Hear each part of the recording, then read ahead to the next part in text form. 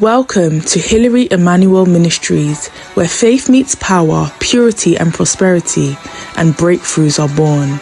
At Diadem, we equip you with bold prayers, life-transforming teachings, and spiritual strategies to overcome every challenge life throws your way. Join us as we dive into God's Word, experience His presence like never before, and walk in His purpose for our lives. If you're in London, we invite you to fellowship with us in person at Diadem, 4 Pegamoid Road, N18 2NG. Don't forget to subscribe now and let's grow in faith together. Today, brethren, we are going to fight against the number one enemy of man. We are going to fight against the biggest enemy of mankind that always wants to attach itself to the foundation, always wants to inhabit, to access the foundation and have a place in the foundation. And that's why I'm talking to you what I call killing the snakes in the foundation of your destiny.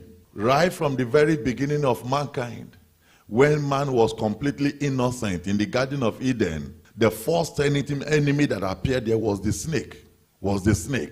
And that was the foundation of mankind.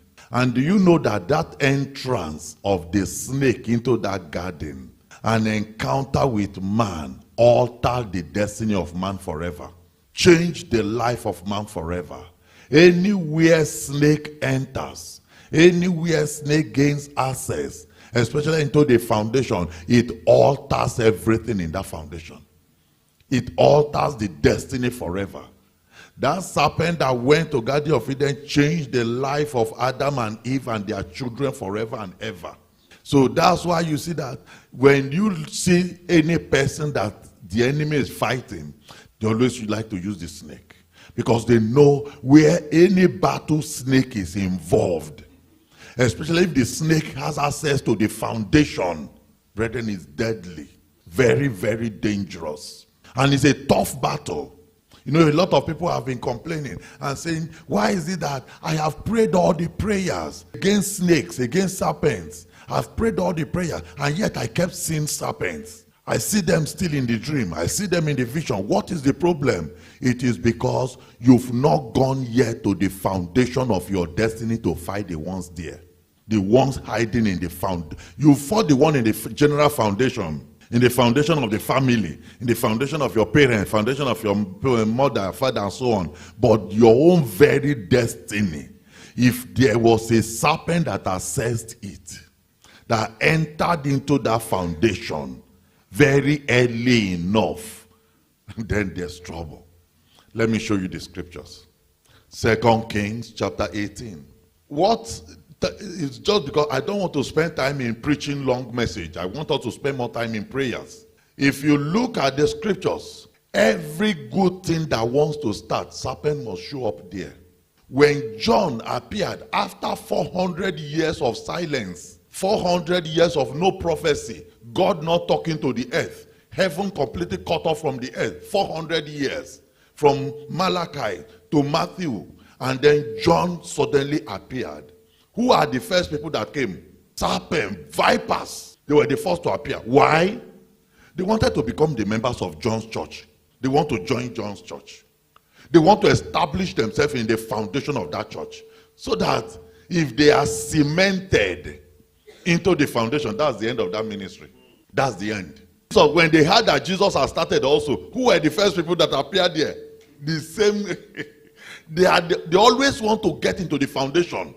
Into the foundation. When we started this ministry, and they all came, and the Father now directed us, he said we should deal with the foundation of Diadem. That's why we started the deliverance of foundation. It was to fight and drive them away from the foundation of Diadem. That's why we got to this program. The Father, he said, crush the foundation you have built, demolish everything, and start afresh again. What did one of them tell us? He said, we are going, but others will come. One other one said that we have laid eggs. He said, those eggs we hatch. That's when we now did the prayer against the eggs of serpents. So what are we saying in essence? They always want to settle themselves in foundations, because they know that not every person thinks about foundation. And if they succeed in settling down in the foundation of anybody's destiny, anybody's marriage, anybody's business, anybody's ministry, anything they venture in life, and they settle down in that foundation, that is it. You can pray every other prayer. It will not affect those who are hiding in the foundation. So what we want to do today is we want to go and deal with the snakes that have been living. Do you know some of them are even older than you? Some of them could be the snake of your mother, could be the snake of your grandmother, that are older. They have been in the life of that place waiting for the child to be born. Let me show you. 2 Kings chapter 18. Look at verse 4.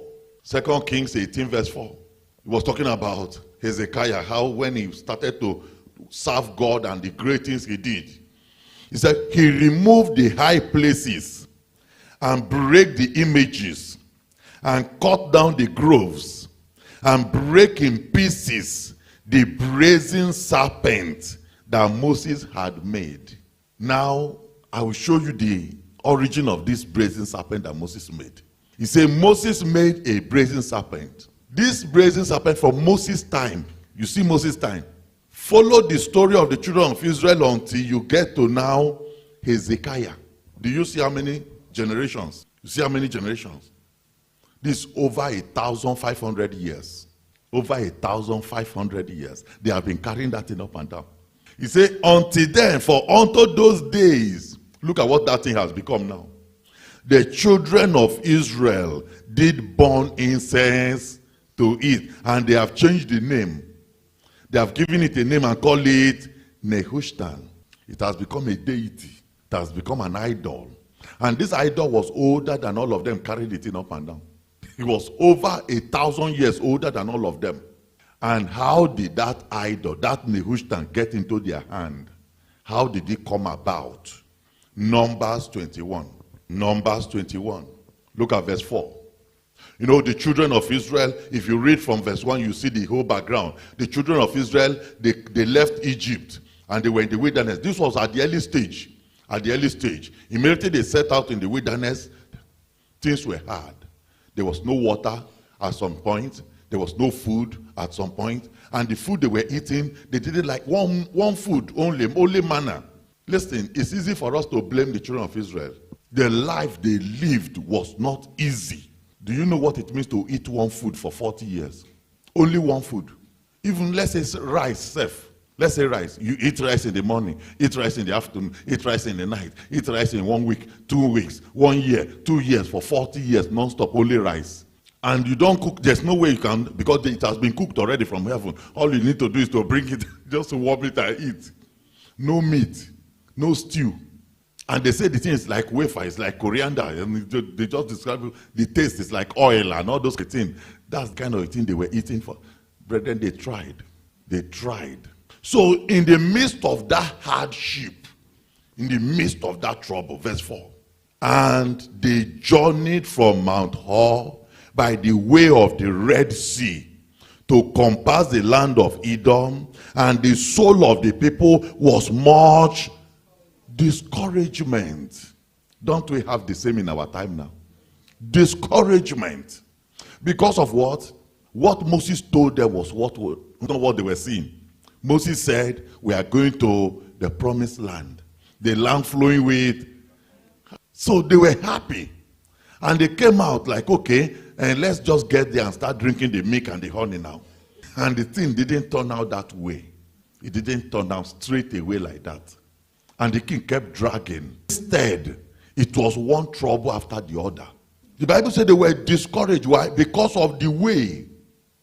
Verse 5, and the people spake against God. In the moment of discouragement, man can't do anything. They started to talk against God and against Moses. Wherefore have you brought us up out of Egypt to die in the wilderness?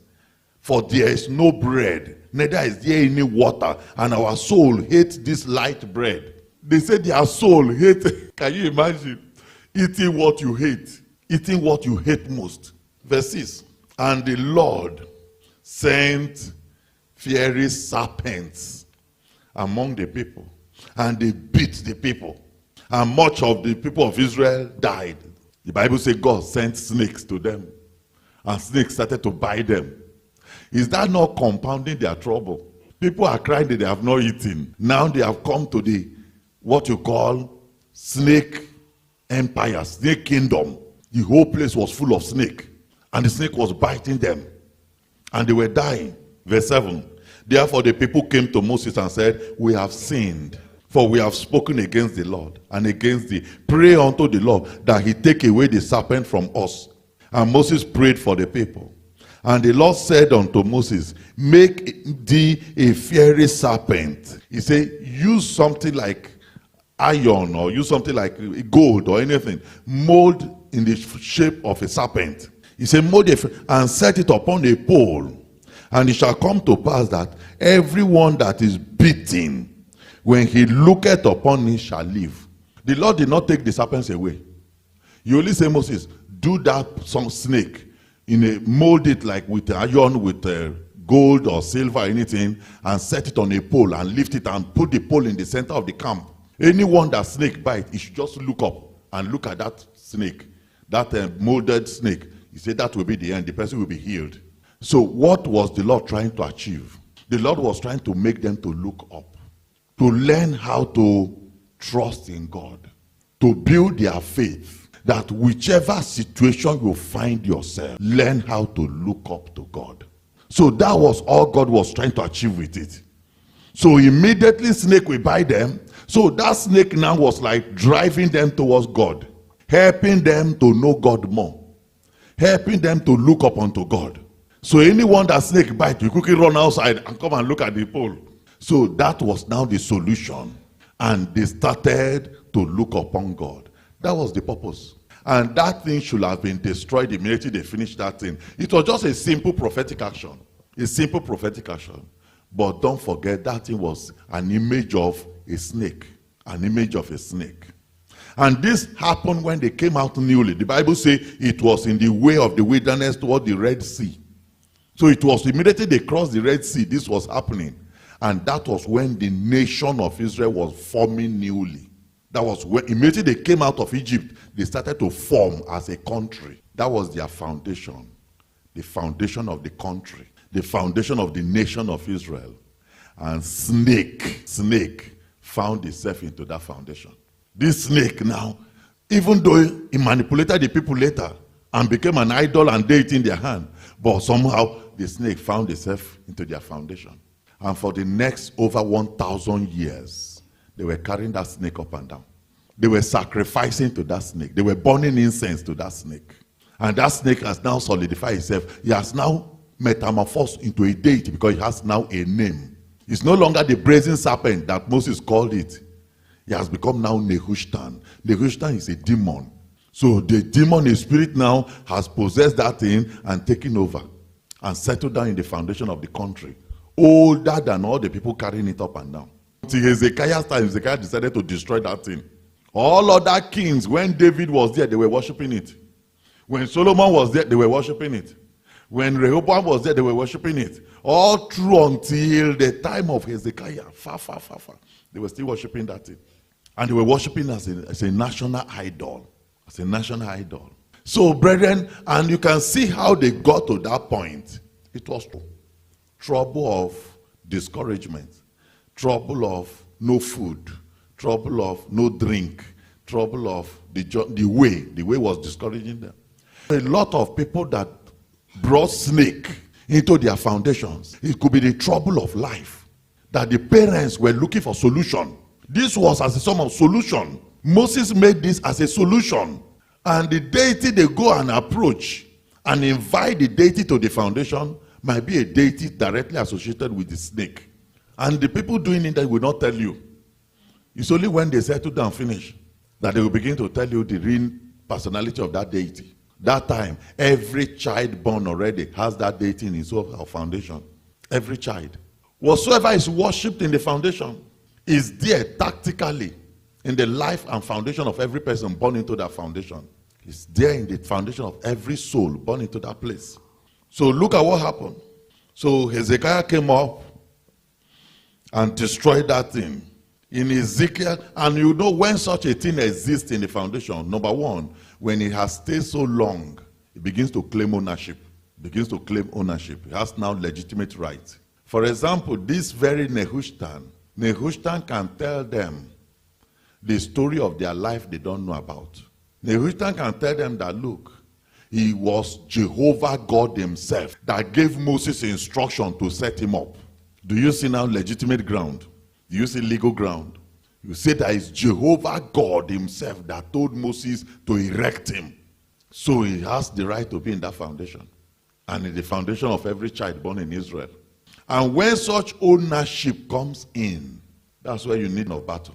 That's why you need this kind of battle. It's not every person that is very spiritual. Some people are more spiritual than the other. Just like we go to church, you see some people, they are serving God with all their heart and all their spirit. There are others that go to church, but they are not that too zealous. The same way in serving darkness. There are people that serve darkness with all their whole zeal. There are people that just serve darkness for serving its sake. So if your own parents were very zealous for darkness, and they serve darkness with all their whole zeal and strength and energy, you see that they will go extra mile. They will do what other parents didn't do. And that's where the trouble comes in. Look at this. Ezekiel 29. Ezekiel 29. Look at verse 1. The only thing is that we don't know much about the story of our foundations. We don't know the full details. Because assuming we have a means to look at the video and you see what happened in the time past, you yourself will be screaming every day, saying, what kind of a thing is this? There are some people in their foundation. All the wickedness done in that foundation, you trace it to their house. Their great-grandfather must be involved. All the armed robbery in the village, they are part of it. All the shedding of blood. Sometimes they will go and shed blood. It's their house. They will come and wash hand. All those things are going on into the foundation.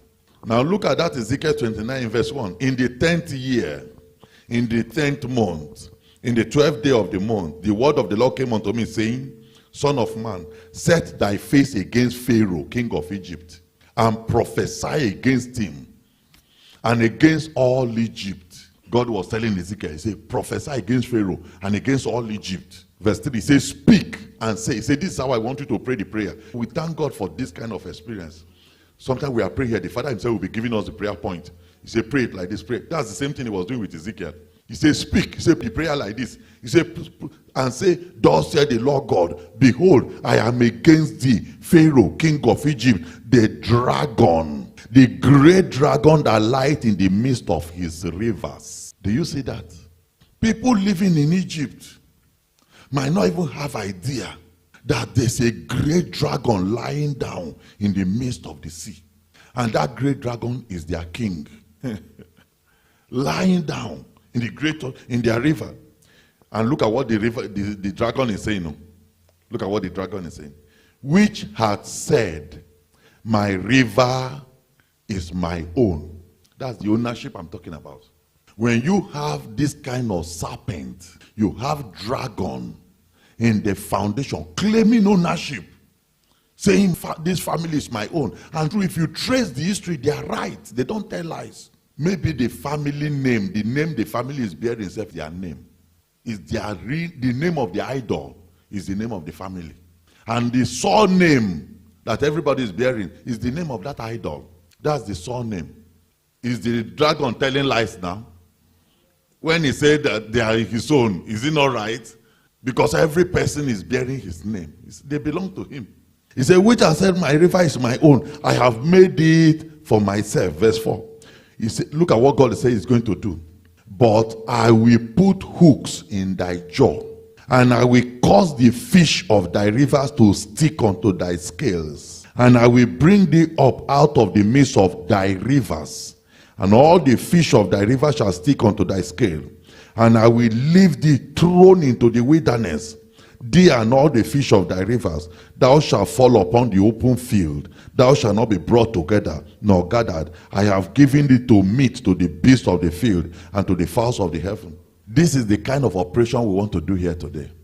To get rid of any dragon, any lizard, any snake, any of these things that are dwelling in the foundations of our destiny, that are staying in the foundations, claiming ownership, claiming some ground of legitimacy, some of them by marriage. By marriage. Psalm 74, look at verse 12. Say, for God is my king of old, working salvation in the midst of the earth. What we are crying for is salvation. To save our lives, to save our destiny, to save the foundation of our destinies from the enemies. And the Bible says God worketh salvation in the midst of the earth. Thou didst divide the sea by thy strength. Thou breakest the head of the dragon in the waters. So whichever dragon, whichever serpent, whichever creature is inhabiting the foundation of our destinies and possessing it and claiming ownership, the power of God is going to break them today.